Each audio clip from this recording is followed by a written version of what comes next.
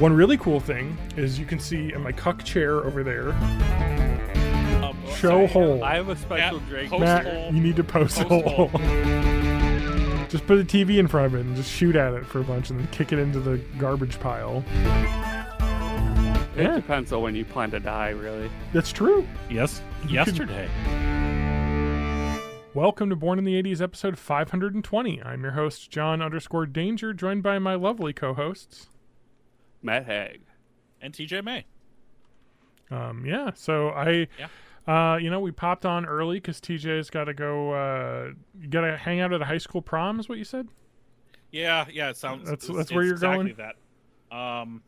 That. They don't allow me within 500 feet, Mm. but, I've got my binoculars. I'm ready to go. No, my kid's at a semi-formal. It's not even a prom, and I don't even have to worry about it. Just come home on our own. Wait, I have a better joke than I had earlier. Okay, go ahead. Does that mean they dress up as trucks? Semi-formal. Trucks and tucks. All right, that's been Born in the 80s. We're done. We are done. We gotta We got the retire episode from the title and internet now. everything. Yeah. Okay. John, we interrupted you talking about your new 3D printer. Can you please tell us all about it? Yeah, so I embarked upon the journey that many 3D printing enthusiasts have done, and that is you bought a Ender 3 version for about $200, and then eventually became fed up with it and never used it because of how much of a hassle it was. Now, I want to say that people way overgeneralize with this shit, and Bamboo Labs people can fuck off with that shit. I mean, not that they're bad printers. They're I'm sure they're perfect. They're just bad people. They're great. But people that are like, oh, an Ender 3 is just so much work. And it's like, it's not. It really isn't. I had to level the bed every 6-7 prints, maybe. Even then, it probably would be fine because it's not that bad. The thing is just so many quality of life features have been developed in printers since then, auto bed leveling, which you can do in an Ender 3 for only $30 or something. You can buy the probe, and then you gotta unzip tie all the wire bundles and put the new wire in and put it. Anyway, I think you can sell them with the probe installed now, which is another problem with Ender. Oh, they have 1,000 different models that are which all Ender basically 3? the There's same. 12 Ender 3s. Yeah. So they still sell the original Ender 3, which is the original cheap ass printer with no features, even less featured than the V2 that I have, for $180. You should never buy that ever, because they sell. My brother bought a 3D printer, and I advised him to get an Ender 3 type, but he got the Ender 3 V3, which has a direct drive sprite extruder and has bed leveling built in. I'm like, that is the hardest part, is not having. So the Ender 3 that I have isn't a direct drive, which means that the filament is being pulled at the back of the printer into the. So if you think about it, a filament is just a big string of plastic, and so with a non-direct drive, the drive extrusion motor is pushing it's pushing the back end of a spaghetti noodle, and then the tip of the spaghetti noodle is what's getting melted, and so it's going through a Teflon. It's going through a Teflon that's tube as close as possible to the diameter. which can get clogged, and that happened recently to me, and it was a bitch to fix.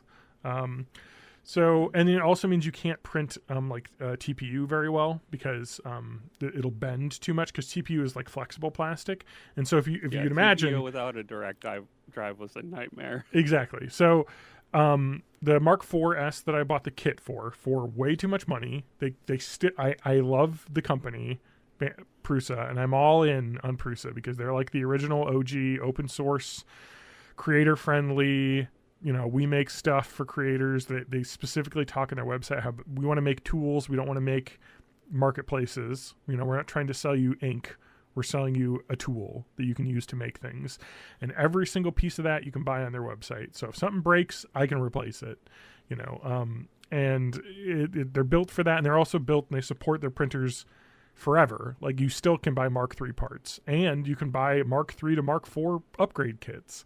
I could upgrade this to a Core XY printer for a stupid amount of money. It's $500 for that upgrade because it's a ton of different parts. I think you keep the extruder, and that's about it. And then probably some of the channel rails go into the frame of the anyway, they're really great about supporting their stuff. And then they have an online printing thing, which is what I've gotten way into, called Prusa Connect, which I've been very excited about, because with my Ender 3, I would have to slice a file. So you take like a 3D model, you put it in what they call a slicer, and it literally slices it into every layer you need to print it.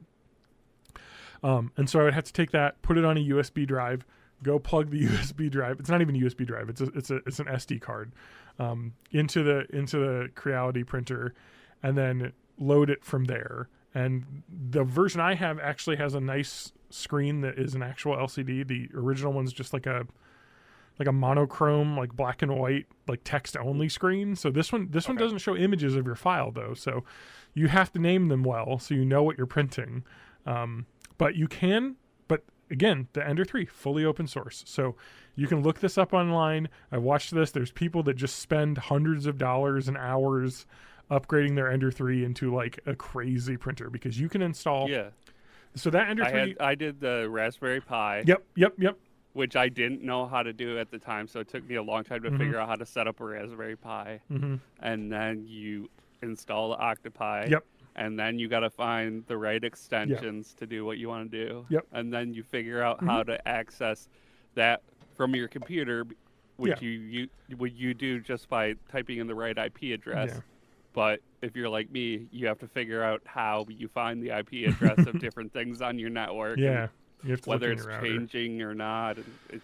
Yeah. There's a lot to learn. Yeah. So the other thing too, so that's another thing like Bamboo Labs did, was they built that like wireless printing stuff baked in. Like they have their own slicer, which is a fork of the Prusa slicer, which is the slicer that Prusa made open source. And so everybody else was able to steal it, which they did. Creality and Bamboo Labs both stole the Prusa slicer. So anyway, they're allowed to use it. And then they built all that functionality in, which they kind of leapfrogged. Do they have like a phone app for monitoring and stuff? Oh, yeah. Nice. Prusa does too. But the thing is that like Bamboo Labs jumped way ahead of them with that. And they're definitely... Bamboo Labs is a company that is a Chinese company, which, could be good, could be bad. But they own all of your data, so and they've been straight up open with that, like to people, so it's not like they're trying to hide anything. And then they recently put out a firmware update where they were disallowing a lot of third-party mods on their printers, which people took very poorly, because they're like, I bought this I think they're called Two Trees Tech. They made an LCD screen for the P1S, which has just a little monochrome screen. Oh, Big Tree Tech? Yeah, Big Tree Tech, thank you. They made an LCD screen that would basically do what the X1, which is the Bamboo's most expensive $1,000 printer, it would mimic that screen on their cheaper, like $500 printer. So, you could buy that, and then, you'd have a nicer screen on your printer, and people would be using Bamboo Labs printers in their print farms connected to, like you had, Matt, like an Octopi setup where they would have, 20 or 30 printers hooked up to that network that they had privately built, and then send all their files to it. And so then creators get kind of mad because they're like, well, Bamboo Labs is basically forcing us to use their cloud service, or you'd have to use their Bamboo Connect, which was a bunch of extra steps. And yeah, they were just really worried about it. Like, it just sucks because it's also, if you're like a person who's doing 3D printing as a business, like one of the biggest things. So my brother was like, I want to like do 3D printing as like a side hustle. Like I want to make money 3D printing. I'm like, nobody makes money 3D printing. You make money designing models and then printing them, because you got to sell the shovels you don't take for gold. Exactly. That's a better way of putting it is that anyone can sell a shovel. You have to design the shovel that people want to use. So like most people that make money off these businesses are like, I do woodworking as a hobby, and I found that I created a tool that I 3D printed because it made my job joining two boards together Let's just sell that in an Etsy shop because I bet other people had that problem. That's how you make money, is making a 3D model that other people will want to use. And so with Bamboo Labs owning all of your data, seeing all of your prints, where's the security in that if you're a company? So, there's lots of problems with that. So, but Prusa's the same way. So Prusa Connect, they see all your data, it goes into their cloud, you store all your files in their cloud. It goes from my computer to the cloud to the printer, just like Bamboo Labs. But Prusa also says if you don't want to use that, you can use Prusa Link, set up an Octopi, have it all work on your LAN. We'll never see any of your data if you want to do that. So you have an option either way. Bamboo Labs says no. It has to go through our servers, basically. Because they were saying it was a security risk of people being able to print anything they want on your printer. If you're using these third-party apps but it's like if you're using third-party apps, you're putting yourself at that risk. You're choosing to go with that risk. Anyway, there's a huge backlash. They lamented and said that you can opt out of firmware upgrades. They're allowing that. Even though their terms of service says you're not allowed to do that, they're saying you can do that. So we'll see. I think that they're going to probably just release newer printers and then have those more locked down, so these older ones will stay in. I mean, they're amazing. Their printers are really good printers. Like, they cost so little. Like, my kit that I had to assemble from scratch was $730. On sale, down from $800, which is why I bought it, because they dropped $80 off of it, or $70 off of it.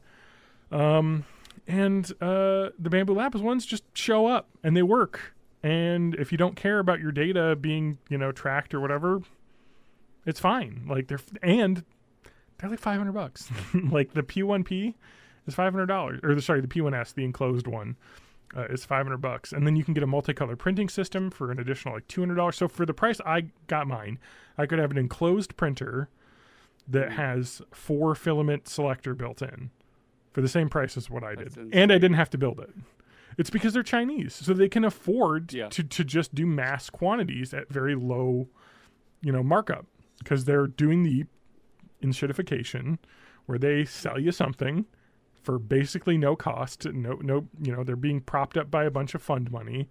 And then now that they got the huge audience, they're going to start twisting the knife. Like, actually, maybe it'll be $3 a month you have to pay to have our Bamboo Connect cloud service, stuff like that. If Prusa does that, I'd probably pay them. But if they did that, the option is, just use your own. Build your own Pi. I got a Raspberry Pi. I'll just build my own server. Like, not really a big deal. Like, you can do that. Like, so they're the open company. I like them. The Bamboo Lab, they're really good printers, though. Like, I can't slag them off too much. They made a good product. It's just they're like Apple. It's you are sticking yourself in their ecosystem. So you're kind of trapped there. So anyway, I'm excited. I talked about how I printed my first PETG part. I usually print PLA, which is polylactic acid, which is like the 3D printing filament everyone uses because it's really cheap. It prints super easy, and it prints very dimensionally accurate because of its like melting point and it's able to be cooled really easily because its melting point is so much lower. So it's really easy to cool, and so you can get really cool, accurate parts. So that's what I usually print. I print a ton of D&D stuff, like Pathfinder role-playing game, like miniatures and tabletop terrain scatter. That's what I've mostly done, and so that's what I print PLA. But I just hooked up some PETG, so I've got a ticking time bomb of filament up there because PETG absorbs moisture like a bitch. So I don't have a lot of time. So I have like 10 prints queued up in my printer to do that. But this first thing is a nozzle changer, so I can change over to this Nextruder 2.5 brass nozzle, non-high flow. Here it is. So their nozzles are all in one. So this little copper part is where is that all metal? All metal, that whole tube? Yep. Okay. So brass, got a copper, and then stainless steel here on the end. So it's nice and all metal hot end, everything. So they're really cool for that. But to replace this is kind of annoying because you have to take the whole hot end off. But if you 3D print this tool, it slides up under and wedges the whatever call it, the hot end, the heater part up in there, so you can just unscrew this from and screw a new one in, and it just slides all the way up. So this is a 0.25 millimeter nozzle, so it's a thinner, so it's for better like small printing. So I'm going to try and print some miniatures with this. which I'm looking forward to. And now that I've printed the nozzle changer, I can. Couple annoyances. I mean, Prusa's they're just a little bit behind Bamboo Labs. It kind of sucks. One really cool thing is you can see in my cuck chair over there on my 3D printer, there's a laptop sitting over there that I put Linux on. That's a whole different project I did. I like that your old printer is just a table now. It's a table holding an old laptop that I rescued from like a closet and installed Linux Mint on. And now it is running a webcam that's pointed at that printer. And Prusa Connect, Prusa Connect allows you to add any camera you want to their system. They sell a $40 camera that you can just, USB to your printer, whatever. But it doesn't do time lapse, which Bamboo Labs does. And it also doesn't do video. It takes a screenshot of what your camera feed is every 10 seconds or something. So it is not a camera feed, but it is enough for you to be able to be out and seeing if your printer is making spaghetti so you can hit the stop button from your phone. So it is there. They said they're working on increasing the video like resolution and frequency and stuff. So, but it's pretty cool. Any printer. So I actually found an old phone and I'm going to print a phone tripod. And so I'm going to leave this plugged in next to the printer, turned on with the camera, just pointing at the Prusa Connect. So I think you can do that with an old Android phone. So I got this old Galaxy S6 that I'm going to make as my like phone camera. I downloaded a bunch of files too. There's a bunch of like Raspberry Pi Zero and camera setups that people have made like stuff around to connect to Prusa Connect. So I might do that too, just as a little project. You 3D print an enclosure and then you can 3D print a bracket to put it on the printer so you can see where your prints are. If you do, so as I said, the Prusa Connect software, which is like their cloud service, doesn't allow video, but if you had an Octopi set up with a camera, you could have video through that too. So like, it's just open source. Like, you know what I mean? Like they don't have an option, but you could do it. I'm just fine with whatever their basic option is because I don't want to mess around with it because I just built it like a week ago. Building it sucked. I was prepared for it to be difficult and it was not that bad. Like I am not super technical. Like I took shop classes, and I make a lot of Legos. It's not that bad. Like I definitely could do it. I would say 90% of it was fine. There's just a couple steps that are really fiddly, that really sucked. And I will say it was installing the Y-axis belt underneath the heated bed, the carriage. Fucking impossible because you have to like go underneath it and screw the belt holder underneath the carriage that's like sliding around a little bit, but like the tolerances are really low for you to get that screw in, and you're just like twisting the screw at like an angle and you're like cross threading and you're like, God damn it, I'm ruining this fucking bed. And I finally got an angle, got it in there, and I was done and I was happy. And then the other part was the belt tensioner is a screw that goes through the two like clamps that you have so you have two clamps on the bottom that hold the belt. So it's like, it's a little belt, like a rubber belt that moves the bed back and forth. And so you have the two ends, near each other in the bottom. And then the tensioner is just a little screw that goes between the two. And then you twist it and then it just subtly moves the plastic closer together. They don't slide or anything really. They just, the plastic moves enough to like tension the belt. And I was twisting the thing and it's underneath, it's in a terrible spot. You can't really get a hand down there or a screwdriver down there. It just really sucked. And it was just, I was twisting it forever and ever. And the nut had fallen out of the back that it was supposed to be catching on. And so I lost that somewhere in my carpet. They give you spares though. So I put another one in there and it still wasn't catching. I had to like jam like another like Allen key through the back on top of that nut so that the screw could bite into the nut correctly, because it's one of those nuts that has like the silicone inside it. Oh yeah. So it holds it. It's like but like getting it started with because you're supposed to thread it to start and then unthread it and then go in, but even then it still just wouldn't bite.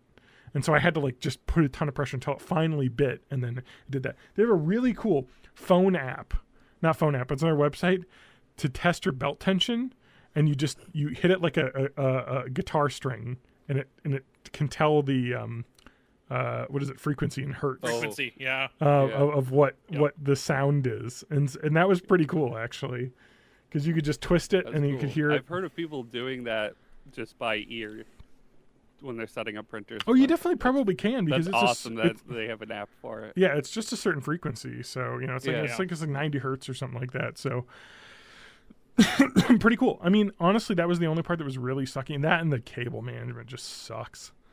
Just like running cables and zip tying them to the frame, and then just stressing out on whether or not you got enough slack, and then in the end, in the buddy box where all the cables are, I couldn't get the zip ties to tighten like super great, so I kind of left them. So it's kind of a mess in there. Like I had to jam the case on. I'm like, it's done. It's closed. I don't have to deal with it. All the cables are technically tied down, even though they're not super snug, and they probably could be more routed. But honestly, I'd be confident to build another one in probably half the time it took me to build this one. Like it took me, I'd say probably about 10 hours of work, because they got about 6 steps. And they all probably took about 2 hours, except for like the very first one, which is just the metal frame. That's really fast. And then the final step is like doing the calibration. That's pretty fast. So I'd say probably about 2 hours a step, 2 to 3 hours a step. So it was pretty daunting. A lot of work, a lot of yelling, a lot of swearing, but I got it done, and it worked totally fine right out of the box. I thought I'd fucked it up, but I had. Matt, what printers do you have? I have an Ender 3, an Ender 5, either Plus or Pro. I forget which. And the difference between the 3 and the 5 is just build size, right?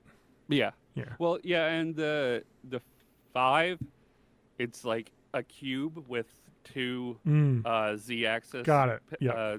Screws. Yeah, the Ender 3 has 1 Z-axis screw. Yeah. I think. Yeah, it's got 2 rails, but only 1 screw one motor that's driving it up and down.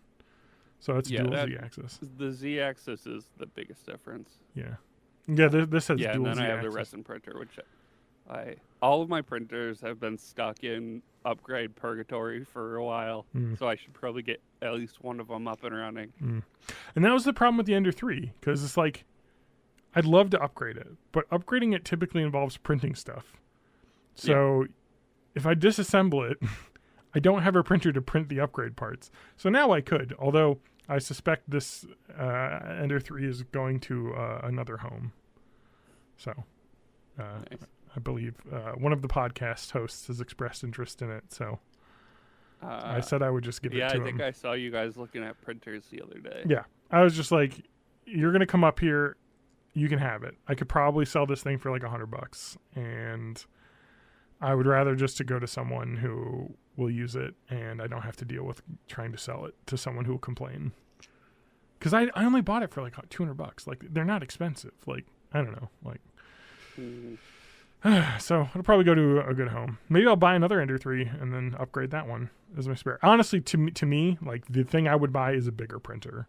Because right now, the other problem with the Prusa Mark IV versus the Bamboo Labs is it's got a smaller build volume. Like the Prusa's build volume is 250 by 200 by like 200 or something, whereas the Bamboo Labs, their bed slinger, so their similar one to this, the A1, is 256 by 256. So it's just a bigger print bed. So, but like the big one, the Prusa XL costs fucking 2 arms and 2 legs. So I could probably never buy that. I mean, that's a $3,500 printer, but it's huge. It's huge, and it has the tool changer. So instead of like doing multi-color printing by purging out the nozzle and then putting a new filament in and then resuming printing, it just has 5 print heads. And it just switches to a different one and grabs the tool, and they're really cool. I've seen Vorons that do that. Yeah, I've seen those. Yeah, they're awesome. Like that. I mean, but they're expensive, and it's like $3,500 for one of those. But if you're doing it professionally, like that's the best way to do multicolor prints, because you can have 5 different types of filament because you have 5 different hot ends, and so it's pretty cool. Oh, and I think the bed also can heat differently in different parts of the bed too. It's like crazy. Like that thing's really slick, but they charge for the slickness. So that's been my whole week. Sorry, I jabbered on, but I've been just jazzed about 3D printing again. I printed that. I printed this basket out of this really awesome Elegoo matte red PLA that I like. Oh, nice. It's like click together. It prints flat, and then you click it together, all the pieces. Oh, cool. And it can flatten. So I've been using that to keep my tools in. I printed, what else did I print? I printed this desk organizer. Nice. With the red and then this black PLA that I had. And with the red and black PLA, I printed this headphone stand, which is pretty nice. Printed a bunch of like phones, just like random shit that I hadn't printed on my other 3D printer because it's so much of a hassle. Yeah. I mean, I complained about people complaining about being a hassle, but it really, I mean, the difference with the Prusa is like, I literally go on my website, their printables website, they even have G-code files pre-sliced for your printer. So you literally just hit print and it prints. Or you just, hit download, it goes to Prusa Slice, or I hit slice and like it click print and then it sends it directly to my printer.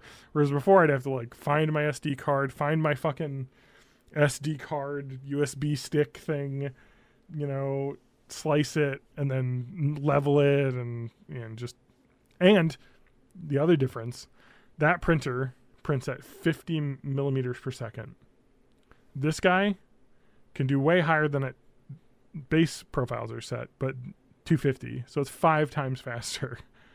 So stuff that would take like 12 hours on that printer will take like 3 hours on this printer. It's crazy. So I like that. It's very loud when it's going that fast because the fucking thing is just zinging along. But you can also switch on stealth mode and it slows it down. And it actually doesn't add that much time. Instead of like making it take 5 times as long, it just adds like an hour on. Because I think what it does is it still does all of the quick, but then like the moving to different parts, it just slows that down. So you don't hear the motor just zipping across the whole build plate over to another part of it. It just slows the acceleration down, I think. So it still prints pretty fast, but isn't like jerking around so much. So I might use that because this is in my office. And I was printing yesterday another one of these. It's different than this. It's a stackable one that isn't like flat. And that was loud as fuck. And I had to put my noise canceling headphones on. And I was like, okay, I might need to move the printer out of my office because that. And then I still just print an enclosure for your printer. I could soundproof enclosure. I still kind of worry about breathing in all these fumes in this room. I've been told you don't have to worry if it's PLA and PETG. I still don't trust that. Because it smells like burning plastic in here sometimes. And that can't be good. You know what I mean? Yeah. I mean, it's probably not good, but it's probably also not very bad. Yeah, I mean, I don't have the doors like shut. I got this door open. I got a fan. I don't know if you can see underneath my table. There's a box fan underneath there. The point where it's making your eyes water and stuff, then you probably have to put some kind of exhaust. Yeah, I honestly think I might just, for peace of mind, buy like a cheap $30 or $40 like HEPA air filter, Yeah. And just put it in this room, like a really small one that can just, because this is like a 10 foot by 10 foot room, like it's 100 square feet. Do you have one of those air things? Monitors. I can't remember if I talked. No, we talked about it, but I didn't ever buy one. Yeah. I kind of want to buy one. Oh yeah, because that I keep in kind of my work area, and I can keep an eye on VOCs there and make sure it's not going nuts. Yeah, because it's not honestly particles that I'm as worried about as much as VOCs. Because like PLA should be fine, but like these companies. Is it just PLA in these PLA pluses? You have like, no idea what the fillers are. Is it there's just like 1% ABS in this to make it, a little bit stronger? I don't know. But I did buy this to put in my computer, and I was seeing online that there's a lot of like modding PC fans into certain things. So I think you can actually make a desktop air filter with a PC fan, and then buying and cutting your own HEPA filters. So I might try and do that just as a fun DC supply or something like well, yeah. So they make this USB fan header, like this. I think they make a USB plug for power delivery for that because it just uses 5 volts. So it's just USB. Oh, it's just 5 volts. I believe so. Let me check. It'll say. Bearing, speed, rated current, 0.3 amps. It doesn't have volts on here. Because it just uses the standard connection. I'd have to look up what the standard connection is. But anyway, just these. This is $15. Like I might do that as a project. I was looking at online rather than buying an air filter. Just build my own 3D printed bracket for that. That'd be kind of fun. Because that's the fun of 3D printing. Yeah, like making little projects and stuff. So print things to make your printer print things better. Exactly. That's the whole rep dream. Like why 3D printers were like built was 3D printers building 3D printers, which is what Prusa does because all the plastic parts on that are 3D printed on those printers. All right, I have a drink that I have to talk about. What is your drink? It's a bottle of orange thing. Nuka Victory. Jones Nuka Victory Cola from Fallout TV show on Prime. This is peach mango flavored soda. They had it at the grocery store. I'm going to have to use my shirt here. There's a twist off, but there we go. Whoa. So TJ would love this. Very peach forward. Oh, fuck. Oh. It's peach ring. Peach ring with a mango smoothness, I'm guessing. Yep. It tastes like drinking a peach ring. I love peach rings. Terrible. So it's great. I hate peach. Anything peach flavored. I have that, and I have a Kroger seltzer. Now, I don't have any special drinks with me, though I did just down an amaretto sweet because I couldn't get any sour. Squirt. Yeah. But I saw at the grocery store they came out with a Coke orange cream. I almost bought that today. And I almost bought it at first, and then I'm like, okay, I needed to get a part for my car. I need to get a do they have it only in 12 packs? No. Oh. No, I was able to get a bottle. When I was looking at it, I only saw 12 packs, and I was like, that's a commitment. Because I got burned on that Fanta Haunted Apple. Yeah. I still have 2 cans of that in the fridge. So it's cursed. So last week, Sunday, I had to go to get a headlight for my car, and they weren't open yet. So I went to the 7-Eleven, the really big one that has lots of drinks, and they did not have that drink. But they had Pepsi cherry cream. It was Pepsi wild cherry cream. Yeah, I think I heard about that. I didn't like it. The creamy vanilla part was very, very like sharp. I don't know if that's the best way to describe it, but fake vanilla flavor kind of comes in 2 varieties: very smooth and soft, or it just comes off as like chemically sharp.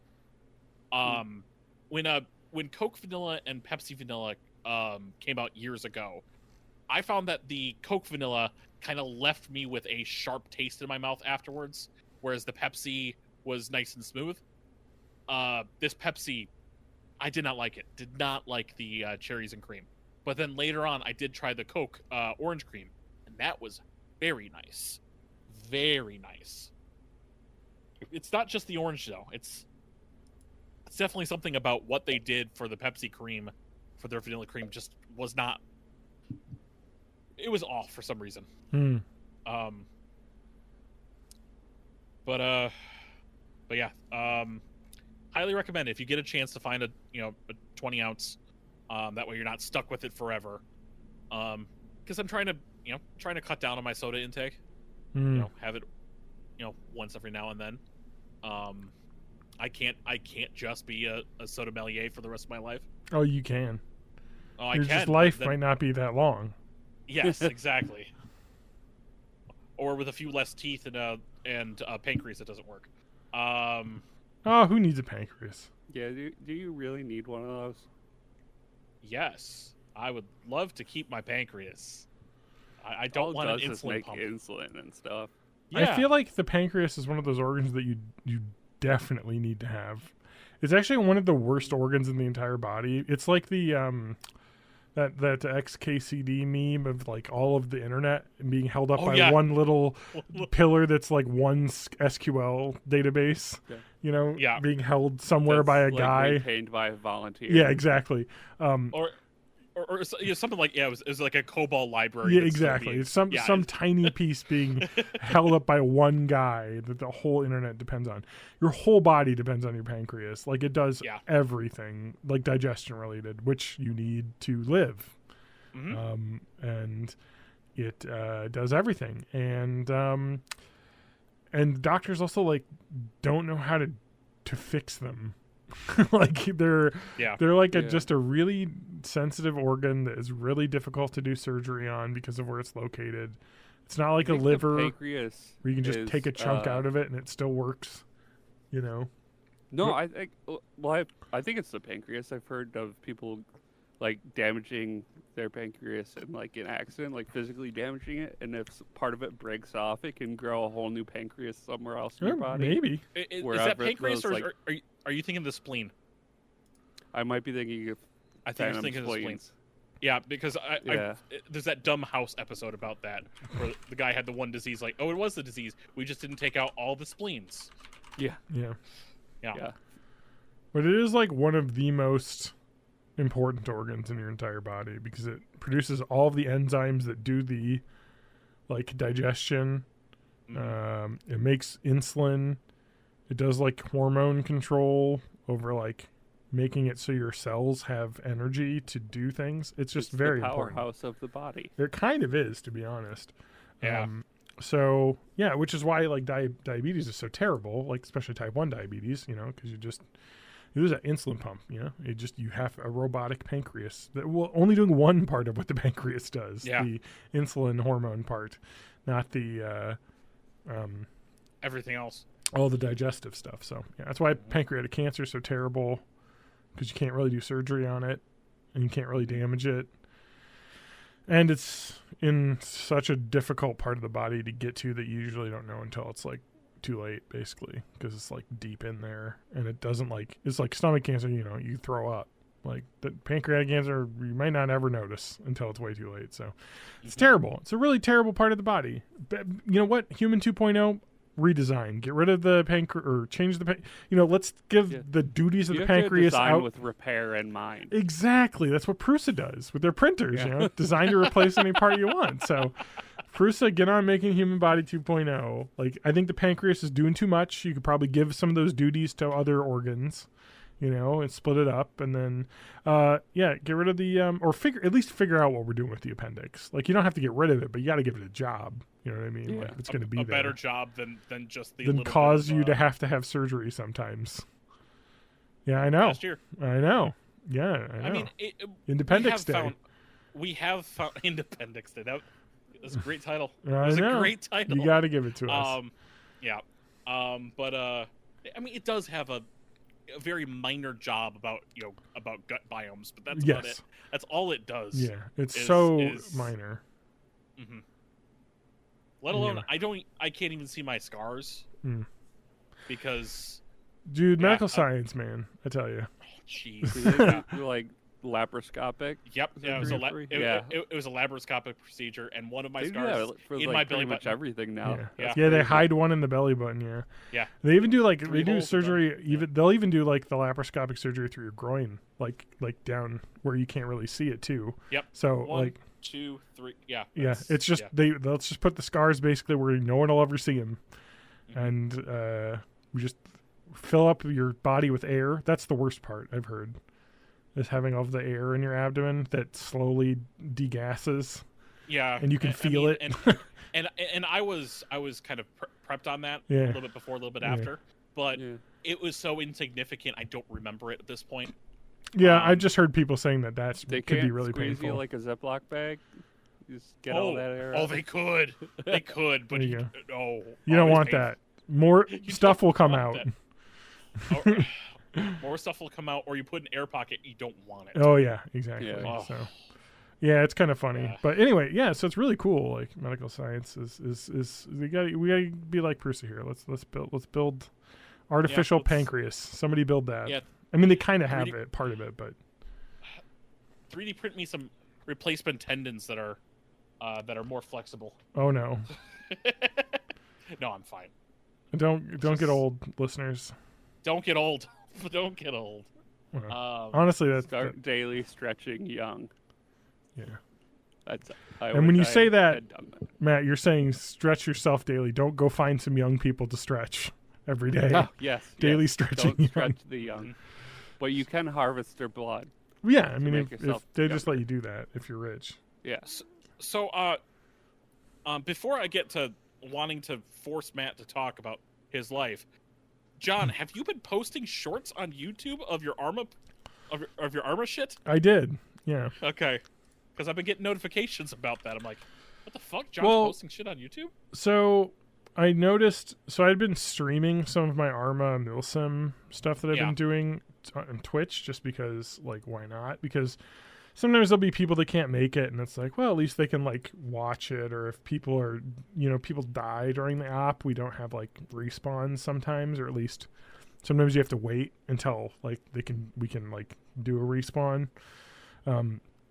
So I want people to be able to see what's going on. You know what I mean? Yeah. So I'm gonna view my channel and see, because I've been doing just like on Twitch, you can just like select a clip, right, and then just like make it a YouTube short.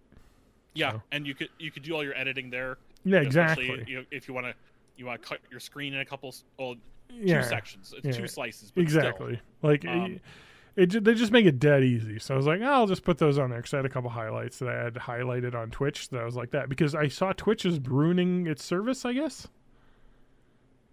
Like, Twitch is making their service infinitely worse now. Oh, well, yeah. They're what do they do now?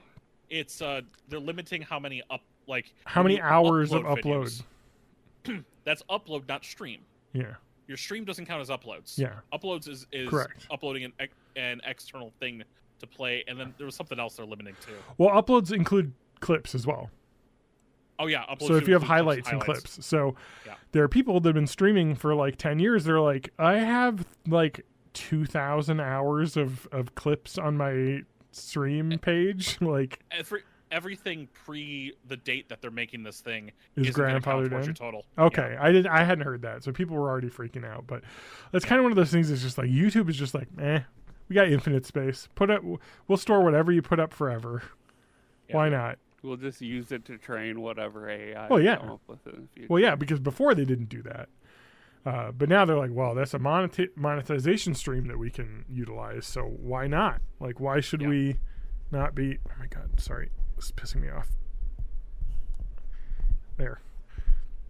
Sorry, my microphone cable was entrapped in the tightener thing. No, it's fine. It just could be bad. Yeah, it's just, enshittification's just that's it. That's the word of the year 2024. So it wasn't officially selected. So 2025, let's go. But it's just make everything worse, because you got to extract more because that's capitalism. You have to constantly be extracting more money, and if you can't make new stuff, you have to make more money off the stuff that you already have, and you do that by making it worse for the people that have it or making them pay more. This is really like we've gotten past, like, I think this is a whole discussion that we can have, but I mean, like, economically, our society's advanced far enough to the point where we just don't have enough new stuff to make. So for companies to exist, they have to now make more money off of the stuff they've already made, which invariably just makes them worse, and it just sucks. I mean, what's that? I mean, I wish Mikey was here, but he's out this weekend. I believe his family is visiting. But I heard what it's called, Moore's Law, where technology doubles like every however many years. The amount of transistors. Yeah. We've reached the limit. Like. Yeah, because we're literally at like the physical limit. Yes. Because quantum tunneling fucks it up. Yes, correct. We're at the physical limits of what we can do on a transistor. Like I'm sure there's ways to make it go further, but it would involve changing physics, which we don't have the ability to do right now. Or discovering like a room temperature superconductor. Exactly. Yep. So stuff that has like not been invented yet, that currently physically isn't possible according to the way we know physics now. But of course we don't know everything about physics. So, maybe there's a way to fix it. Everything we know about physics is just modeling the best that we can model reality. I mean, Newtonian physics is still good enough for most things. Yeah. And then you deal with really small things and it doesn't work. You deal with really fast things, it doesn't work. Flashback to asshole Jonathan in AP physics, adding the speed of light into every one of my Newtonian calculations because technically it is part of it, but you ignore it in your normal like F equals ma and all the Newtonian physics calculations because it's a constant that you just ignore because you don't need it to be. I mean, but your decimal places will change. Down. If you're not using it, like. Yeah, but that's like 45 decimal places down down the line, and you're only working with 3 sig figs. So don't talk to me about having to use that. No, I just did that because I just did that because I wanted to be a smart ass. So. Oh, of course. I was a smart ass. I'm still a smart ass in certain respects. If you can't tell. But yeah. Matt, what's life going on out in your hole? You live in a hole now. My hole? Wow. Yeah. You're just asking me about my hole on the internet. I'm asking about your hole. Matt, show hole. I have a special drink. Matt, you need to post hole. I'm still working up to feet. Okay. I have a special working up drink to feet. here, which is this giant movie theater cup that I've been working on for the past several hours. Snow White, eh? What movie did you see? At 3:00 today, I went and saw Captain America: Brave New World. Oh, that's already out. Okay, awesome. That's the one where Captain America's woke, right? I guess. I'm assuming. I don't know if that's an actual complaint. I'm just assuming. No. The complaint is he's a DEI hire. Okay. Well, they bump up against like social issues, but they are very, very like light touch on all of it. It's very much Disney playing safe. Here's the thing, though. Having watched probably the least watched of the Marvel series, the Marvel MCU series, which was Eternals. No, that's a movie. Okay. But no, Falcon and the Winter Soldier. I think it hits harder there, based on what I've seen in the trailers for Brave New World. Yeah, and I don't want to spoil anything, but I can say Isaiah shows up in this too. Okay. The older Captain America from what is it? Red, White, and Black, the comic series. It was an amazing series. Everyone should read that. But he's basically like during the Korean War, they had some of Tony Stark's mutant juice left over, and they experimented on a bunch of black soldiers. Howard Stark's. But yeah. Oh yeah. Yeah, so there's that, and then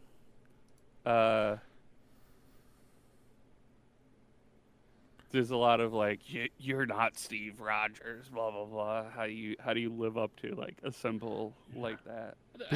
But here's the thing: the whole ending of Falcon and the Winter Soldier kind of hit that home. Yeah, is the fact that but nobody saw that, like so they got to redo it for the movie. True. Like, you know what I mean?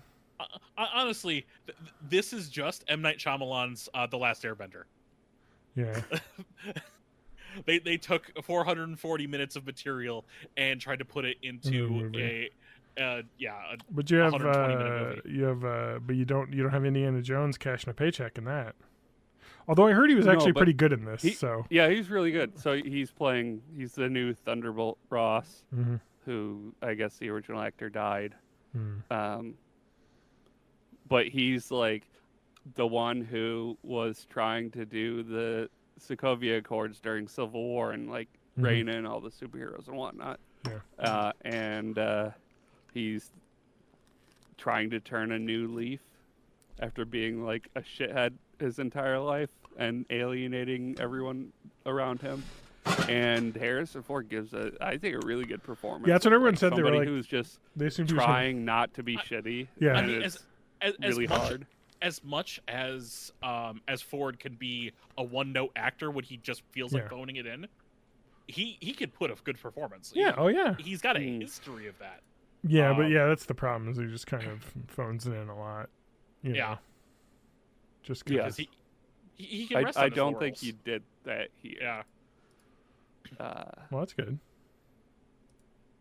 Yeah, I feel like you can see all of the reshoots and rewrites because it kind of gets a little sloppy. And also, I think this one was delayed. The release was delayed, which is probably because there's an assassination attempt on a president and a lot of shooting at Harrison Ford that probably was not going to be a good idea a few months ago. Oh, okay. So you can kind of feel that, like,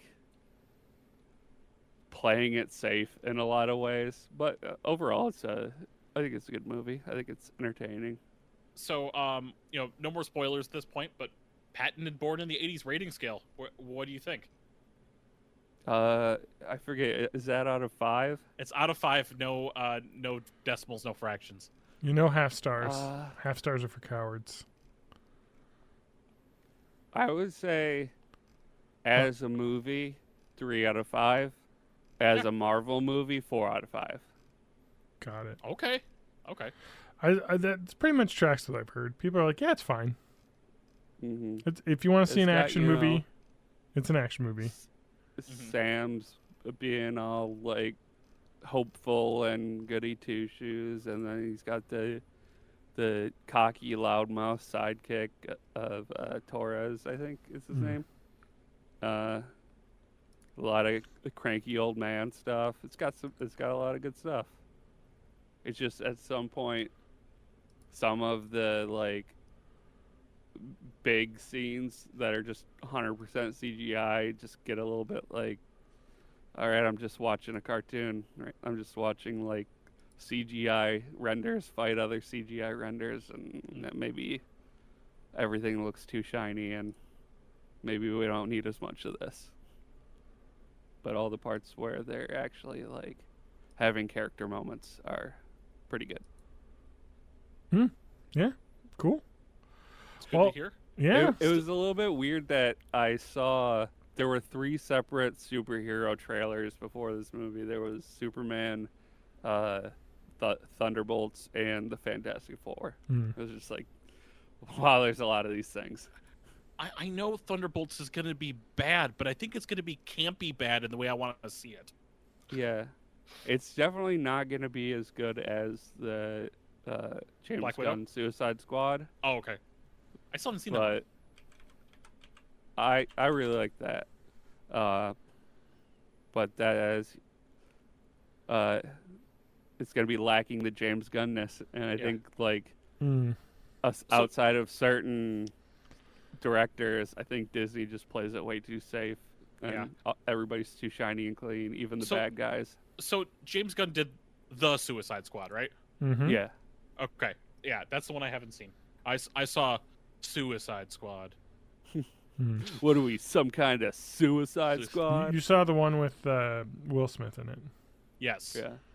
Which was not good. I watched that one, too, in preparation for watching the other one, and I remember almost nothing from it. It wasn't, like, it was fine. Awful. Like, Not people very made memorable. it out to be, like, awful, but it was just more kind of like, you know, it they're wasn't trying. Coherent.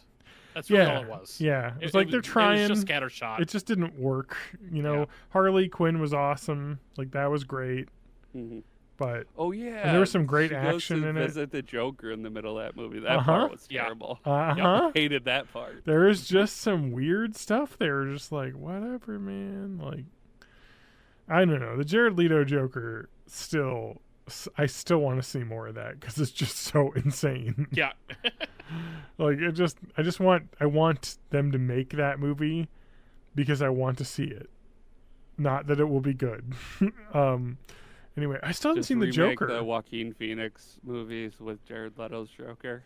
Either Joker or just the... I haven't seen the new one. I saw the first one in theaters, and it was legitimately okay.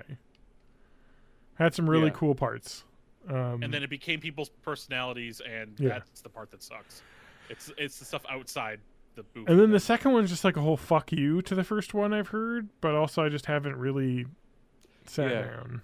I like the idea of fuck you to, like, Joker fanboys, but I also don't think that I really care enough to watch Exactly. it. That's So like the thing. They made a mistake there somewhere. Well, I heard it wasn't like amazing, so I'm like, if it was like a really cool movie, but I heard it's kind of like meh, so I'm like, all right, I'm not gonna watch it.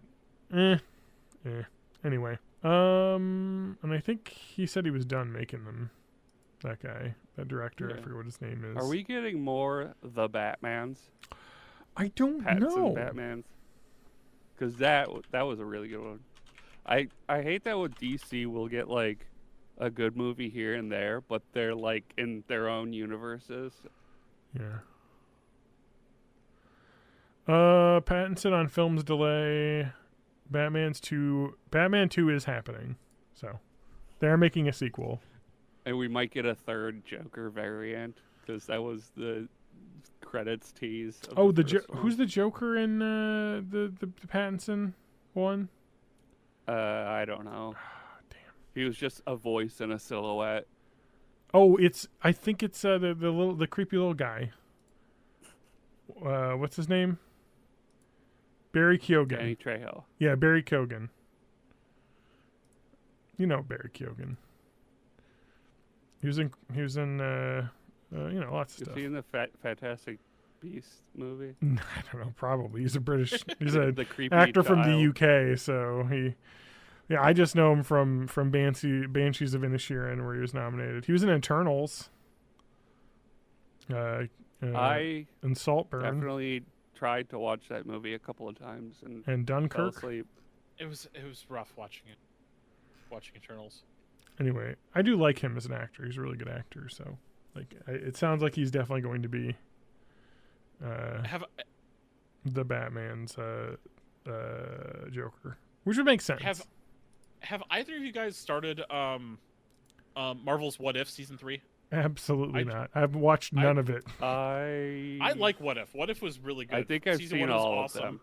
Season 2 was pretty good, and I just watched the first episode of season 3 a couple weeks ago. I just wish that they didn't try to make a connective story. Yeah. Like the first season, that was cool because it kind of came as a surprise at the end. But then, every other season had to have its overarching plot. Mm-hmm. Cool. Did you enjoy season 3? I've only watched the first episode, and it was all right. Fuck, I don't remember what it was about because it's been so long since I watched it. I don't remember what the first one was. There's some wacky shit in that season, so look forward to that. Yeah, I've been jumping back and forth between all my streaming services, and then just instead playing on my Switch Lite and just throwing something on from my Jellyfin server, just in the background. Rewatching Cobra Kai. End of Cobra Kai. I'm not going to spoil anything. If you're going to watch it, you're going to watch it. Recommend Turns out the Cobras did it. The Cobras did it. They did. Does he turn into Cobra Commander? He turns into Cobra Commander. Oh my god, I gotta watch this. Yeah. Now,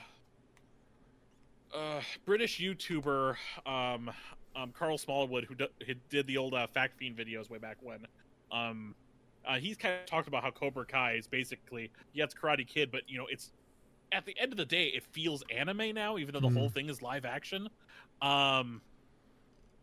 They kind of toned it back. This last part of season 6 kind of just turns it back into an 80s movie all over again. But it was a fun romp.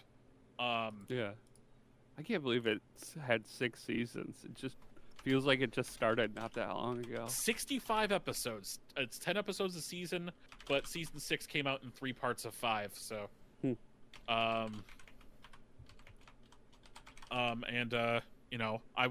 watched it on Netflix, where it exists. Yep.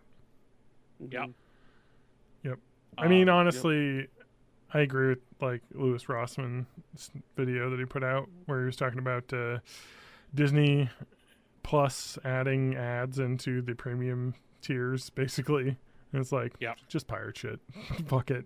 They're not allowing you to own things anymore. They're not even to make Blu-rays anymore. So Nobody wants you to be able to own anything, so don't feel bad about pirating things. Like, buy stuff for the stuff you support, but don't feel too bad about companies making it impossible for you to watch something the way that you want to watch it. Yep. Oh fuck! Now that you say exactly those words, I should look for Daria, because I want to rewatch that, specifically the original one. Correct. With all the you will need to download pirated versions of those, because the ones that exist now do not have the original soundtracks. Because they didn't have they don't own the license for redistribution. So. Correct. My wife and I have been watching.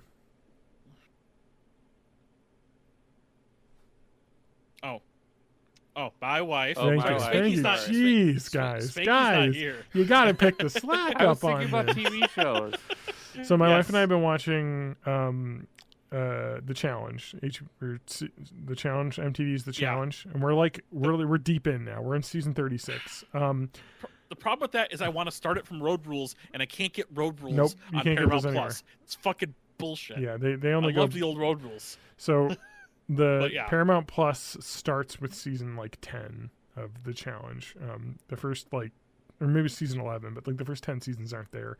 And they skip seasons 33, 34, and 35. So I had to sail the seas to get those, because they're not, you can't buy them on Amazon. You can't buy them on Apple TV.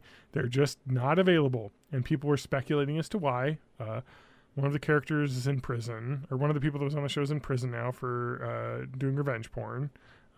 So people are like, maybe they did that. No. The reason is loads of licensed music in it. Those 3 seasons, they have just all these licensed music tracks in the background.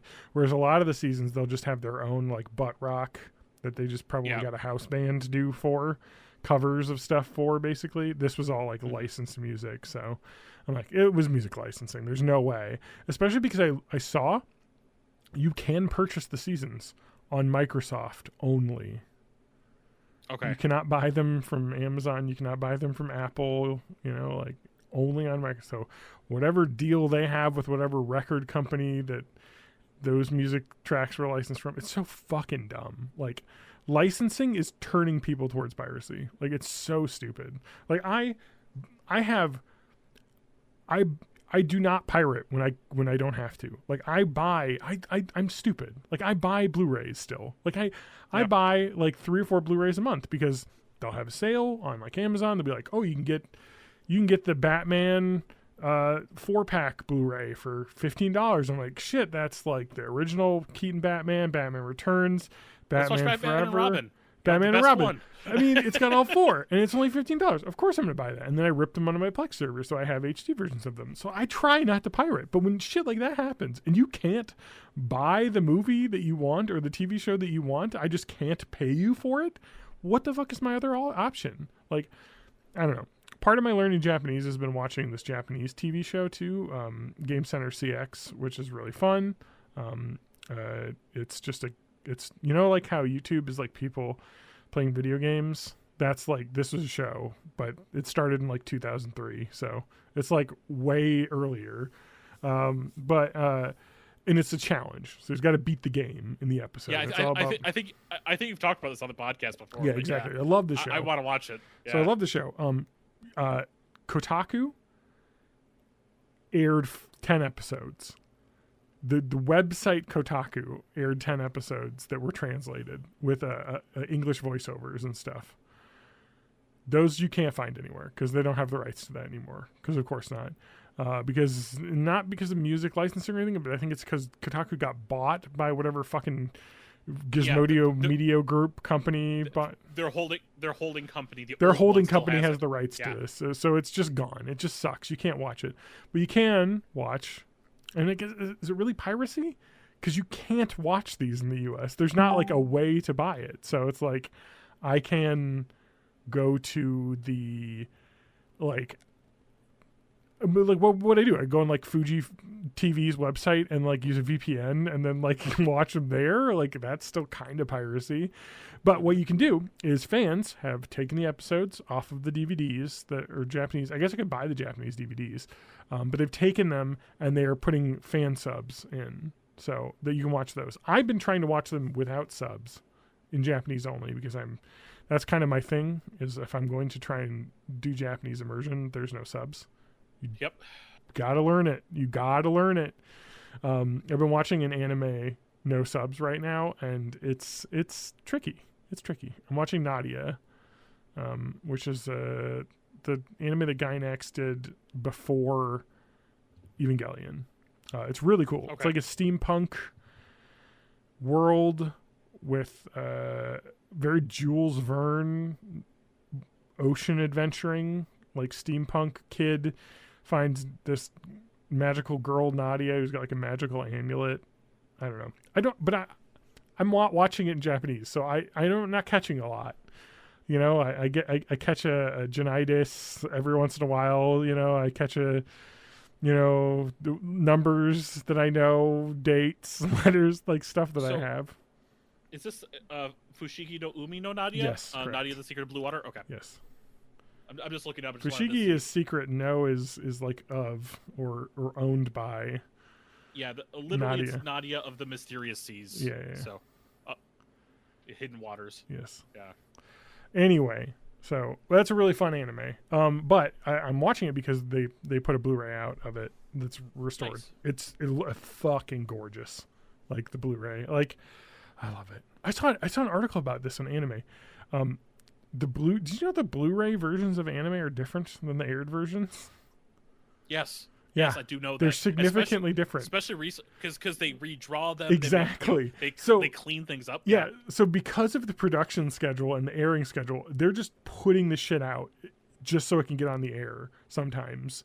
Not every anime is like this. Remastering. Exactly. Yeah. Because the Blu-ray is like, okay, this is the actual version now that we have time to like put it together and like fix it. So a Blu-ray often will have better animation than the aired version.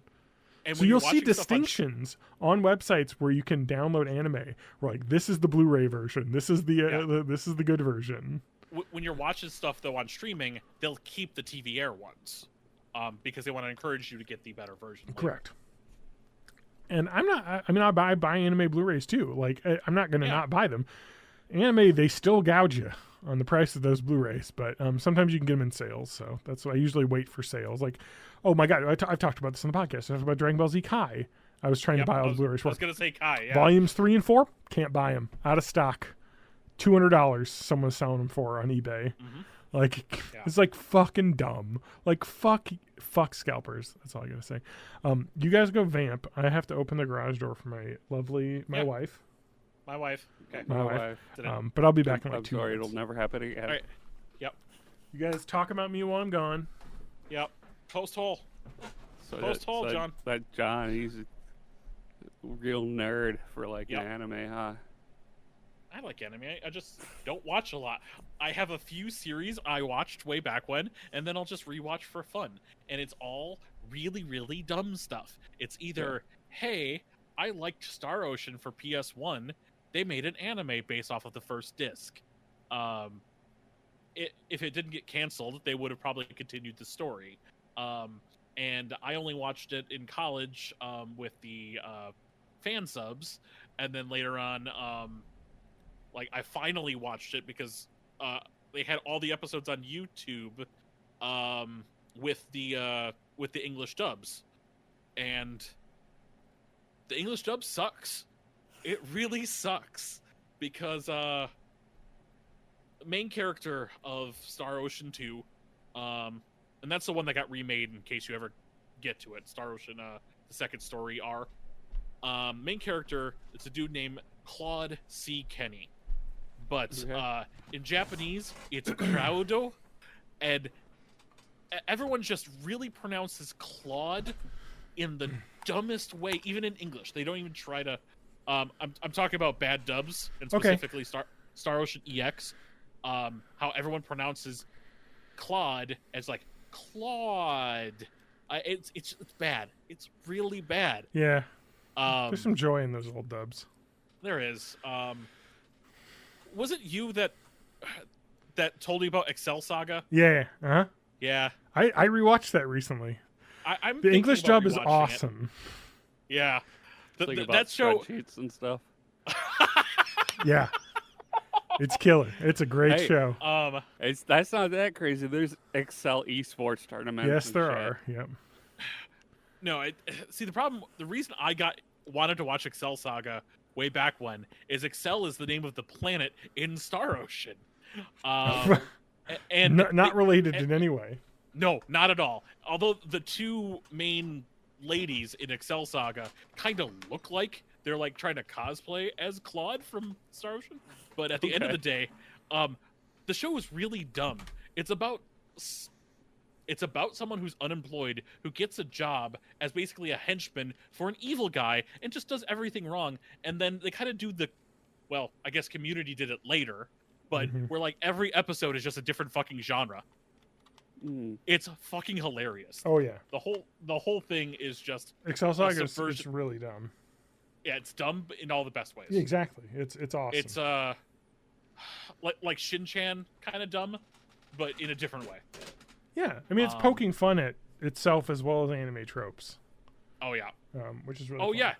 Yeah. The end of every episode, or beginning of every episode, That's at the basically, and the end. The manga author has to approve that they're letting them do this. Oh no, yeah, that's the beginning. No, what I was saying is at the end of every episode they do a next time on, but it's for a different show that doesn't exist. Yes, so you only see it through the like next time ons.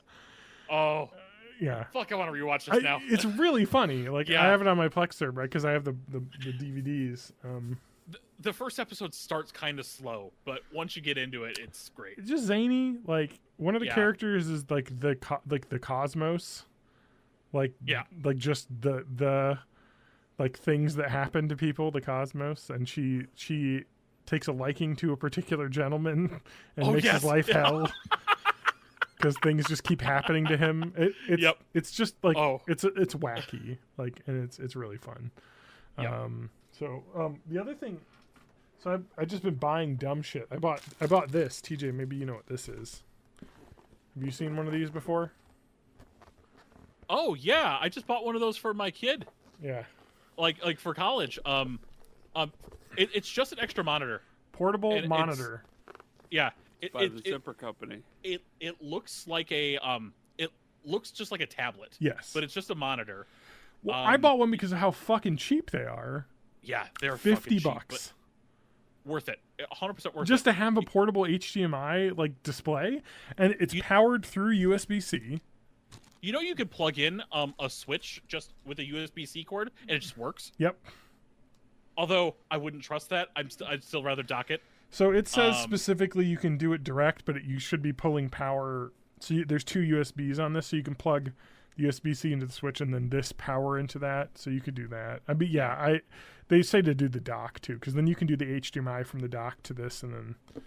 I got it for my kids, so she'd have a second monitor for her laptop at college. And actually, the college also gave her a laptop, so she has a personal laptop at college and the other laptop at college. And then I gave her one of those like little portable docking stations, so she could just hook up either one on the little stand to the second monitor. So and she never does the second monitor. Well, I mean, they're so cheap, but like I wanted one because I was messing around with my old gaming PC, and I was like, I'd like to be able to just see the display without having to fucking plug in a huge monitor.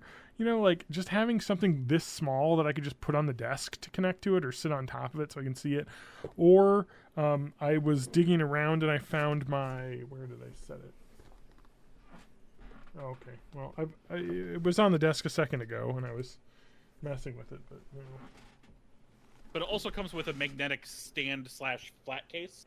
Yeah, so this doesn't have a case. I'm kind of annoyed, the one I bought. So interesting. Trump's America, huh? Multiple sellers would not ship to my location, which I have to imagine is tariff related. Yeah. Because they probably are shipping direct from China, and now they won't because they have to pay extra. Hey, look, at least the egg prices went down, right, guys?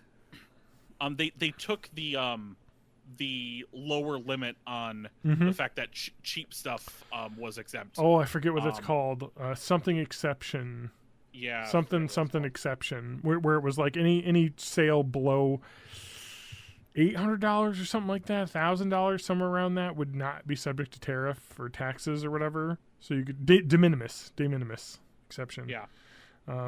So now they got rid of that. So I found this when I was digging around my cleaning out. I found my Raspberry Pi, which I turned into a Retro Pi, so I could plug that into this and have a portable, like retro gaming setup, which I thought would be fun. And for how that box looks, that monitor's not small. Oh, it's huge. It's 15.6 inches. It's huge. Yeah. Like I didn't want one. Like I didn't want this one. This was the third one, but it was cheap. It was $50. It had good reviews. So I was like, you know, how bad could it be?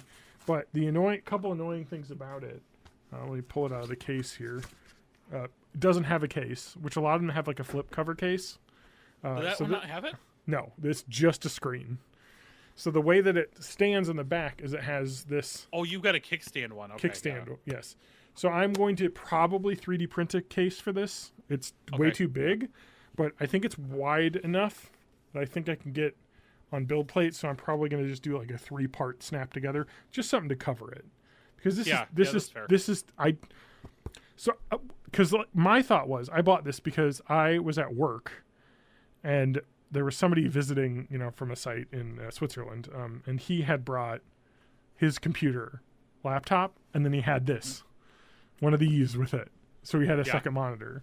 And I was like, oh, that's awesome. And I thought, they're $50. And I'm like, that's like nothing, like to have a second monitor. So I think I can put this in my laptop case, you know, bag. But it doesn't have anything protecting the screen, which I don't love, just a loose LCD. I mean, it's only $50, so I mean the chances of it breaking aren't super high, but I'd like something, and I doubt anyone makes a case for this because it's just some no-name Chinese brand. YXK, you know, like just I don't know. So anyway, but yeah, it's powered through USB-C. It has just 2 USB-Cs that do data and power delivery both, and then mini HDMI.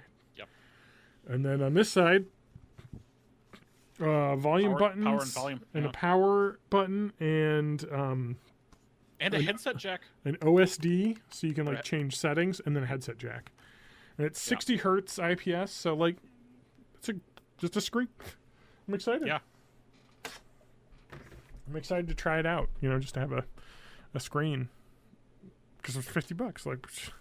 And it came with 2 cables, like a USB-C cable and a mini HDMI, so I can connect it to pretty much anything. I've seen a lot of people saying they just do it for like Switch. Like if you're traveling or something, you just have bigger screen. You get a bigger screen. I mean, I wish the Switch Lite would send out signal through that, but it doesn't. So I can't. Oh, it doesn't. Switch Lite. No, Switch Lite never has been. So. I bet you can mod it too, but yeah, You got to do something weird in order to I'm sure it that way, but it's not straightforward. So yeah, I found my Raspberry Pi, and I kind of want to try and load up RetroPie and see what I have on here, because it's a Raspberry Pi 3, and I don't know what that can do. Not a lot. It doesn't have any USB 3s, so I don't really know what this can do. I know I could run Octopi off this because they can run off of a 3, but it's not super powerful, so I don't know. A lot of people said I should set up a, what do you call it, Pi-hole? You heard of Pi-hole? I've heard of it. I don't know what it is. So you can just like remote in from outside a network, right? It does a lot of stuff, but the main thing people use it for is ad blocking. So nice. you can set it. What you do with the Pi-hole is you put it on your network, connect it to your router, and then set your DNS server as the Pi-hole server, and this filters out all internet traffic coming into your house. It basically blocks ads from connecting, so it has like URLs of ads. And that's cool. So it's just an ad blocker that is built in. That's fun. Apparently it works with like YouTube as well. Although I did see YouTube finally is now offering a cheaper version of YouTube Premium. Oh, are they? Did you see this? YouTube Premium that does not include YouTube Music. Yeah, but I want YouTube Music. Oh, I do too. I happily pay YouTube Music, so I'll have to look into that. I happily pay for it because it's the most used service I have. So, like, I mean, I pay for the family because my kids use it all the time. And honestly, I've probably saved them thousands of hours of ads. Yeah. Every time I visit someone's Honestly. house and people are like, hey, let's watch a YouTube video. And then I see an ad. I'm like, I could not live like this. Like once you've not had ads. Depending on the video, sometimes it'll put like 4 ad breaks in the middle of a 10-minute video. Yep. I never see them. It's I couldn't live with that. Like I wouldn't know what to do. So I'm like, I'm gonna pay whatever because YouTube I probably watch at least 2 hours a day, you know. Mm-hmm. And when I'm working from home, I'll put a YouTube video on like a tablet at my desk, some long stream or something on there, you know, or sometimes I'll put Twitch on, but it's usually just like a YouTube stream. You know, someone will stream like an entirety of a game, and I'll just put that on the background, you know, or watch old AGDQs and stuff, you know, just have something on the background I can barely pay attention to. Yeah, so that's my other weird tech purchase. Little portable screen. I've got a really. Oh, is that Rodrigo? Mm-hmm. Okay. He's been up here on the desk the whole time. I've seen him. So I'm going to go very short with this because Spanky's not here, and I'd rather talk with him a little more on this. But I am on disc 2 in Final Fantasy VIII, my Final Fantasy VIII playthrough. I've been doing the Final Fantasies in order. I'm done with 1 through 6, as we mentioned in the last podcast. But I'm skipping 7 because I'm doing 7 with my kid. We've only just gotten the Chocobo farm, so we're not very far. No. Not very far at all, but we're reading everything, so we're voice acting as we're playing through it. Got it. We're playing through it, and we're playing together. She's playing on the PC, which we've now added mods so we can speed it up, so we can so the buttons will show up because she's a keyboard and mouse person, but for this game she's playing with controller. Got it. And then I'm playing it on the Switch now because my classic was just freezing the whole fucking time, so I'm playing it on the Switch, but nope, playing Final Fantasy VIII on the Switch. I am the farthest I've ever been since I played it as a kid. Because I've never gotten past the Missile Command Center on any playthrough, because I just would either get too into the weeds or just stop playing. It's fucking fun. I mean, the game's so breakable, but it's breakable in all the best ways. Because you could break the game with drawing magic, with turning enemies into cards, playing the card game, modifying the cards. Play the card game; it's fucking fun. No, I am a huge fan of like just that retro preservation stuff, like the mods and stuff on that. That it's just awesome, you know. Yeah. Like, and the Steam Deck is an incredible tool for that. I was playing. What was I playing the other day on it? Oh, I was playing Simpsons Road Rage. Oh, nice. The PlayStation 2 just runs great on the Steam Deck. Like, it's awesome. Like it, and you can set the games just as showing up in your library, and you just click it, and it just opens up the emulator and that game. And I was just playing Simpsons Road Rage. And I was like, I remember this game. It's fun and also extremely frustrating. Yeah. Like, it's the Simpsons references, which I like, but it's also an old game that's really hard for no reason. Is it bad that talking about PS2 games, I want to replay Spider-Man 2, the movie, the game? That's a fun game. I remember loving that game game when I was a kid. You know, like there's all sorts of stuff. Like, I don't know, man. Like, emulation's great. Or I want some sort of emulation station that does game streaming, like Xbox Game Pass and that shit. Well, I bought this too. Oh, you got your... I got a Summer Cart 64, which is a flash cart for the N64. And this legally, somehow, has every single game that's ever been released for the N64 on it. Oh, nice. And it just works on my old N64. So I was playing the N64 Neon Genesis Evangelion game the other day. Oh, that game is fucking weird. It's bad. It's actually not even a game. It's literally like you do a like little battle, and then it plays a cutscene, and then you go to the next level, which is just like one of the. It's just like each angel fight from the show. Yeah, and like so a lot of them are just like side like fighting game style, which is just like this is not accurate to the show. And it's really just whoever gets to their super first. Exactly. Yeah. You got to power up to your super attack and hope you don't die before that happens. Yeah. So I've been just playing it because it's fun and it's in Japanese. And I'm again trying to just immerse myself in lots of Japanese stuff. So there's lots of Japanese games on here that I've been playing. So, but the other thing is it's got the disc drive on, like built in. So you can play 64 DD games. Yep. Yeah. Was Animal Crossing was a 64 DD game, right? Or no? I think so. Or because it's not on this, but I thought it was. Like the original Animal Crossing, I thought was a 64 disc drive game. Anyway, TJ can search, but like, but it never came to the US. Yeah, released exclusively for N64. Or is it not a disc drive game? It might not be a disc drive. It might just be a Japanese game. Anyway. Yeah. It might be under the title Dobutsu no Mori. So. Because I'm looking at, there are only 10 discs that were put out. Mario Paint Studio, Mario Artist Paint Studio, Doshin the Giant, which I remember wanting to play because there was fucking Nintendo Power had loads of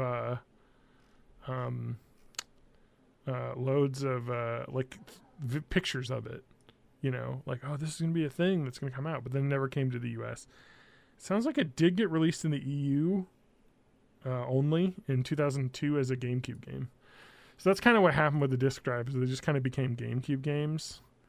SimCity 64, F-Zero X Expansion, Japan Pro Golf Tour, Doshin the Giant again. There's 4 Mario Artist ones. Paint Studio. Yeah, and a lot of them were like connecting to the internet stuff. Yeah. Okay, so it is just a base N64 game. Got it. Yep. Anyway, it's pretty cool. 64 disc drive, kind of a neat thing. The other thing I've been looking at too is buying a Super Famicom off eBay. They are not expensive. A lot cheaper than getting a Super Nintendo. I know. A Super Famicom costs, a Super Famicom with 2 controllers and like 5 games, $70-$80. Free shipping from Japan. Crazy. Yep. It's because collectors, just there aren't collectors in Japan. It's because Japan's population is decreasing. So all the kids that bought games, there's less kids now, and those kids that are adults now have moved away, so they don't have that. Anyway, great thing about Japan, their power works the same as our power, so everything plugs in correctly. It's not the exact same. I think they're at like 110 volts, something like that. But they use the 2 plugs just like we have. So and they're 60 hertz, so all the timing works out. Everything works, so you can just grab one and plug it in and play it on your TV. So I kind of want to get one of those because I kind of want to, like, again, do more Japanese immersion through just playing Japanese video games and trying to slowly read my way through it. But I mean, it seems like fun. I don't know. It's not that expensive. I don't know. Gosh. But the thing is, my N64 was not working, and I fixed it. Power in my house is weird because I think the plug that it was plugged into doesn't work because I plugged into a power strip on a different outlet and it has not crashed since. So that's troubling. But let's not worry about my house burning down because the power outlet's doing weird things. But I think it's because that power outlet is connected to the light switch, and that just might not like having something plugged into it like a console, you know, drawing power out of it instead of like a lamp. I don't know. Plugged into the power strip, it works just fine. So I was looking at buying like an N64, and you can't buy an N64. Like a US N64, they're super expensive. Japanese N64, cheap as fuck. Yep. They have 1 million of them. And they play every US and Japanese game because the copy protection that Nintendo had was a hard mod, and that is their plastic tabs in the cartridge slot for the N64. You rip them out, and both games fit. Both cartridges fit. It's a really dumb fucking thing that they did. And they stopped because the Nintendo Switch is region free. They stopped doing that. So you can buy any Switch game from any region and play it. I've done it. Same with the PS4. Did the same thing. You can play Japanese games on your PS4. Companies have moved away from that. But like back in the day, it was just like dumb shit like that. Like why?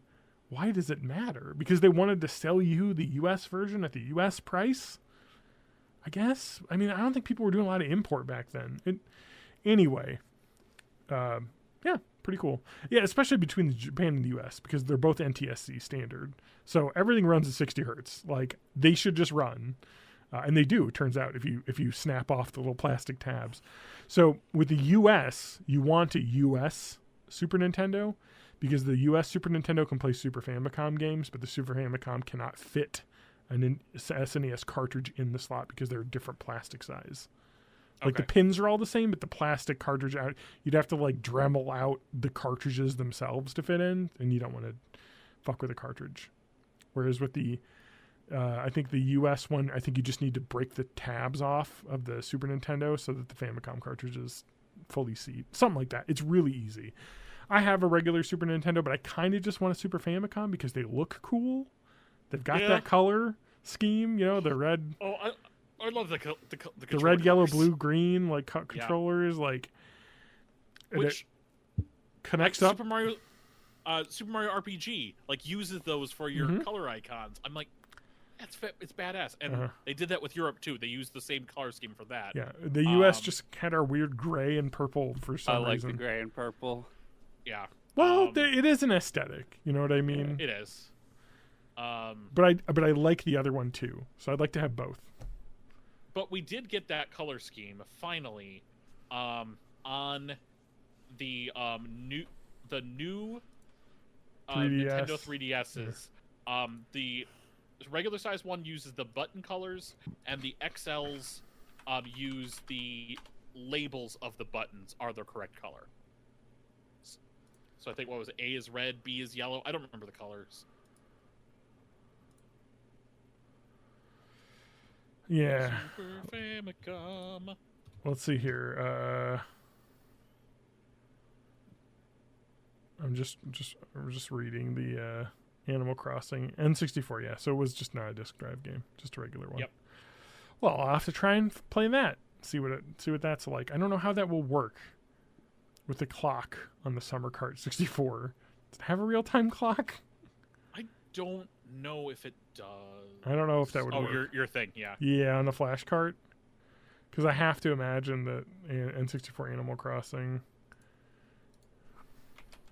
I mean, and really, the GameCube Animal Crossing is just the remaster. It's a remaster. It's the same thing. They just added some stuff. But if you want to... Yeah. They're not technically different games. Yeah, so I honestly don't know how that would work. And yeah, people are talking about real-time clock not working for the patch version of N64 Animal Crossing. The people have done English patches for some reason. I don't know why you would.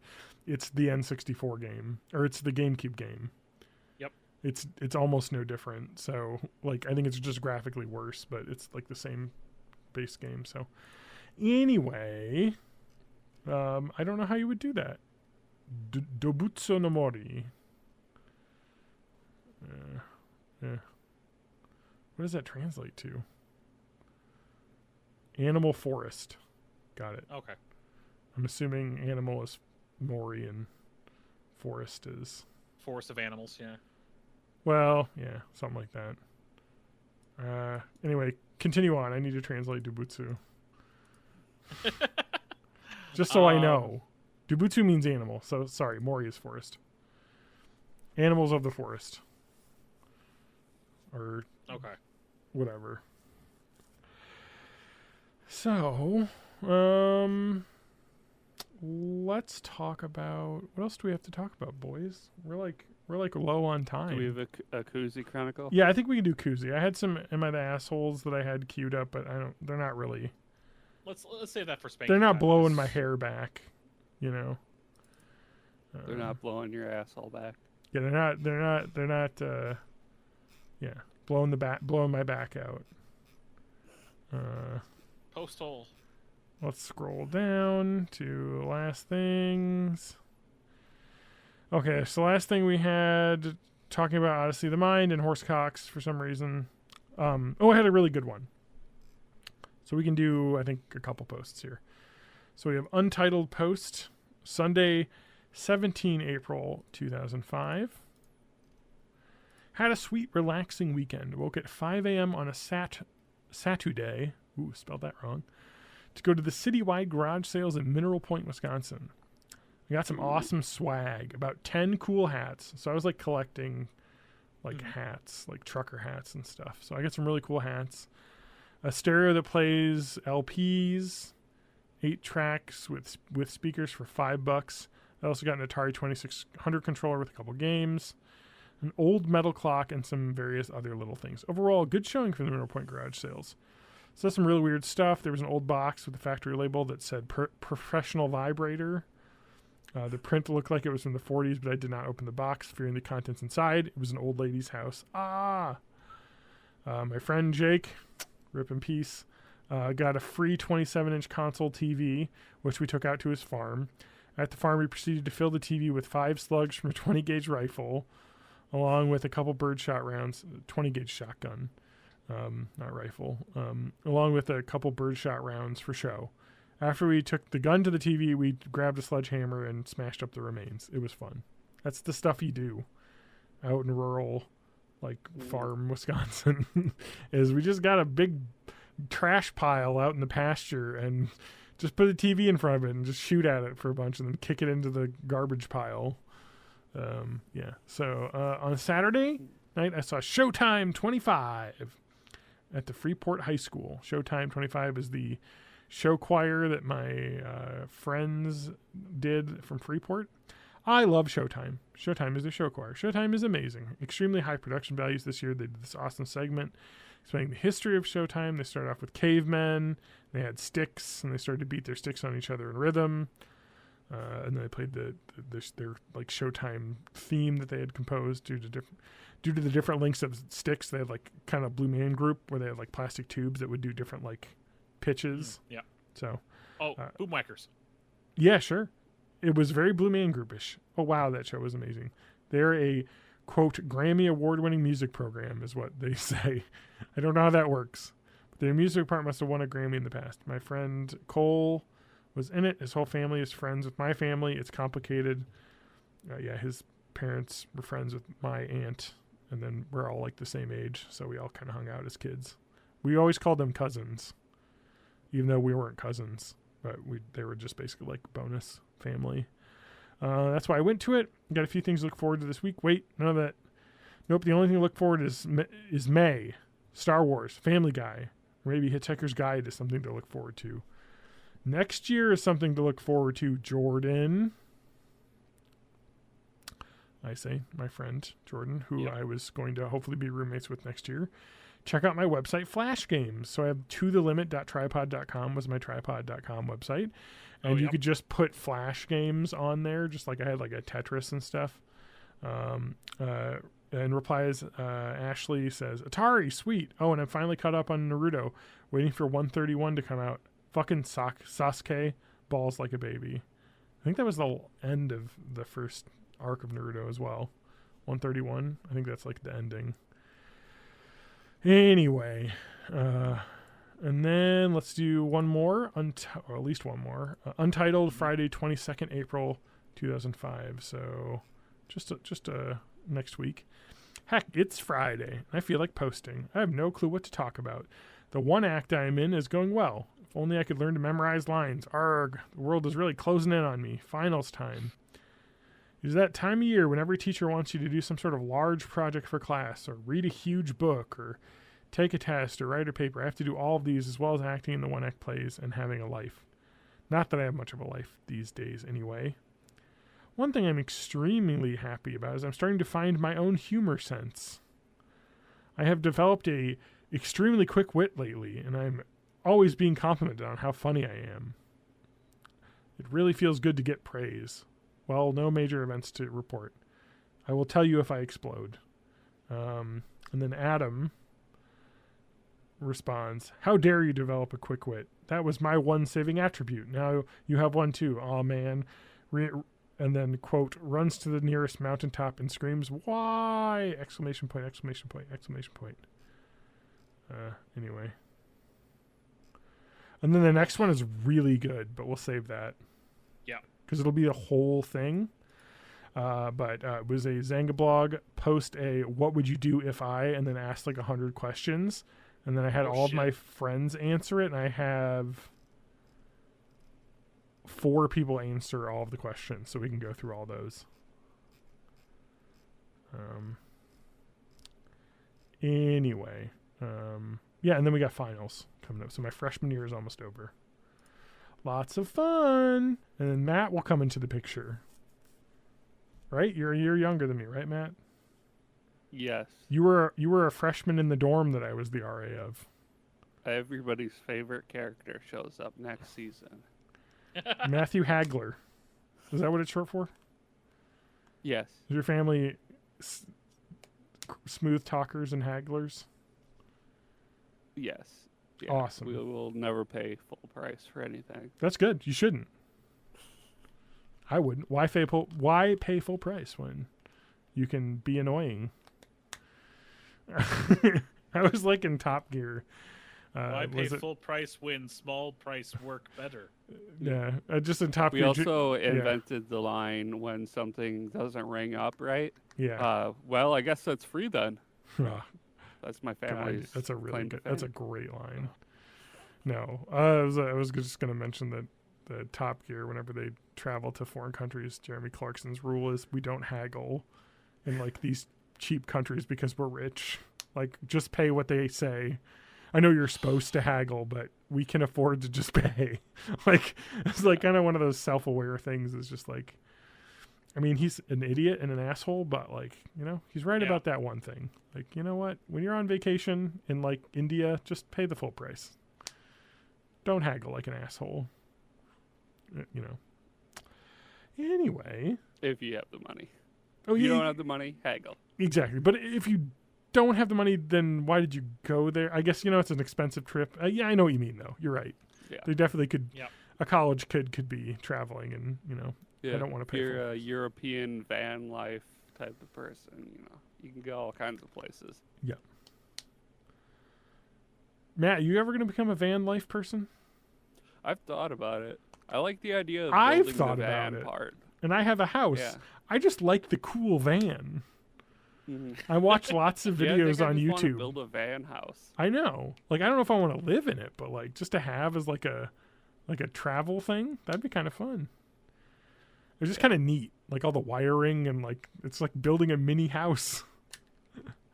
You see them all over town too, like a Sprinter van, like, you know, a Mercedes Sprinter van that's just all blacked out. Yeah.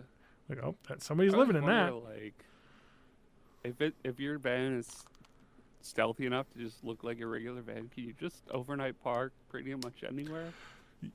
Depends, but so like Walmart's pretty much always allow anyone to park in them. Oh yeah, because they're usually 24 hours too. Yeah, any 24-hour place, but even non 24-hour Walmarts, they usually let people park in them. Because like when I was in the Boy Scouts, we would always park in like a Walmart parking lot before we went on like a canoeing trip. Because like they don't care if your car's there for a couple days. Because they have huge fucking parking lots. You just park near the back. Nobody gives a shit. You know, if it's there for like a month, they might bother you, but you know what I mean? Like, yeah, if they see you like brushing your teeth and frying eggs outside of the van, yeah, maybe, they but might give you a hassle. But like even then, like you know, like if you're in a Walmart parking lot, more than likely you're going into the Walmart to buy stuff. So you know, you're probably going in to buy a Gatorade, bottle of water. You know, food to make in your little RV. One of my favorite YouTube channels, speaking of YouTube, just to take it all the way back, is Steve Wallace. He's a Canadian YouTuber who does stealth camping. So his whole thing is like trying to camp in places and not be discovered. So like he'll do like a lot of like roundabout camping, where there'll be like a wooded like roundabout in like a area, and he'll camp inside it. It's really fun. It's a really fun channel. He does that. He does like other types of like camping that aren't just like stealth camping, but he does a lot of those like, can I camp inside my like rented SUV? You know, put all the seats down, like put up stuff in the windows so they like reflect out or whatever, and see if I can sleep in this like parking garage overnight in my car. It's such a weird channel, but it's really fun. So yeah. I would recommend giving that a view. Also because he's just very delightfully Canadian. He seems really nice. I just have to type it in, just make sure I said his name right. Yeah, Steve Wallace. Anyway, has a really fun channel. Oh God, I always thought him as older, but well, he's like TJ's age, so. Oh fuck!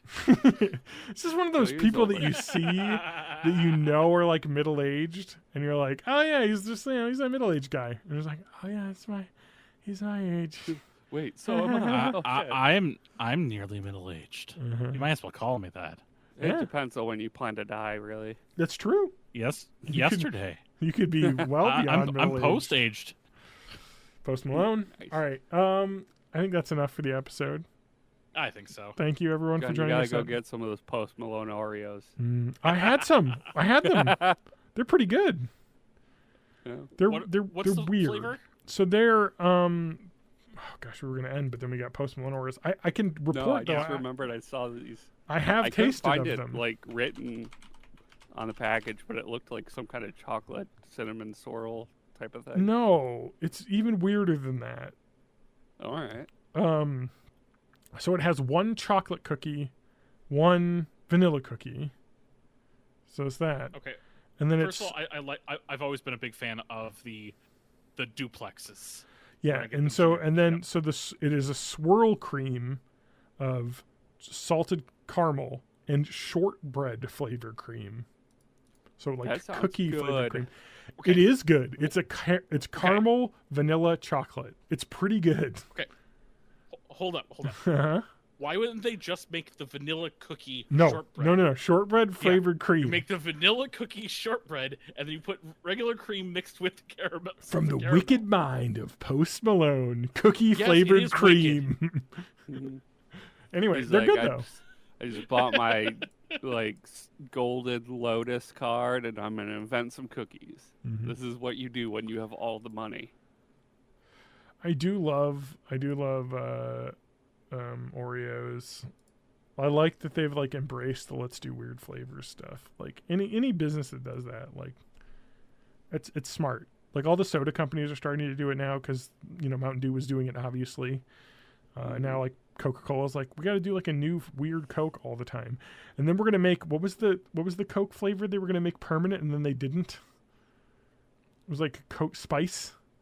Right? Like spiced Coke or whatever. I don't know. Yeah. They were saying that was going to be like a permanent flavor. And then they're like, nah, actually, no, it's not. Because it must not have sold well. But I liked it. I enjoyed it. All right. Well, everyone else listening, enjoy your spiced orange cream Coca-Cola. I kind of have to try that one. I'll probably try that next episode. But we will catch you on the flippity side. Bye-bye. Go get some Post Malone Oreos. Yeah. Taste the Post Malone juice. Bye.